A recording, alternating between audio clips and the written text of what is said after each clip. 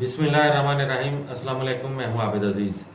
आज पिकाना international Germany की जिस होम्योपैथिक मेडिसिन को मैं डिस्क्राइब करूंगा उसको फेरोडोना या के PK52 के नाम से जाना जाता है। PK52 या फेरोडोना की कंपोजिशन में जो एक्टिव इंग्रेडिएंट्स का इस्तेमाल किया गया है उसमें शामिल है argentum nitricum 6x, calcium phosphoricum 9x, phosphorus 10x, pulsatilla 8x, china Q, लेमिमम एल्बम Q और आर्टिका यूरिनस Q।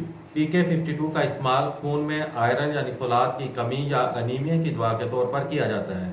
खून में आयरन की कमी जो कि अनीमिया का बायस बनती है, खा उसकी वजह कोई भी हो, खून की कमी से पैदाशुदा वायरस मसलन जवान औरतों में माहवारी की बेकायदगी, बेज़त और रहम का फेल रुक जाना, हमल का ना ठहरना, कमजोरी, लागरी, तंगी तनफ़्फ़ुस, चेहरे की पलाहट, माहवारी का जल्द और बार बार आना, खून का देर तक जारी रहना, नाक, फेफड़ों, गुर्दों और रहम से खून मिले पानी का आना, जिसके बायस वजन में कमी होना और ग़िज़ा का जुज़्वे बदन ना बढ़ना।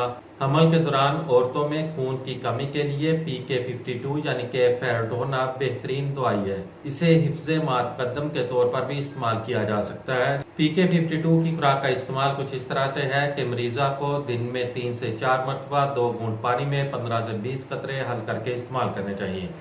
PK52 यानी कि फेरोडोना आपको बाजार से किसी भी होम्योपैथिक मेडिकल स्टोर से बआसानी दस्तयाब हो सकती है।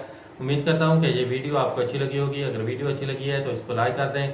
अगर आप मजीद किसी भी होम्योपैथिक मेडिसिन के बारे में इंफॉर्मेशन हासिल करना चाहते हैं तो मेरी रिक्वेस्ट है कि इस चैनल को सब्सक्राइब करने के साथ साथ बेल आइकॉन को भी प्रेस कर लें ताकि मेरी हर नई आने वाली वीडियो का नोटिफिकेशन आपको बर वक्त मिल सके।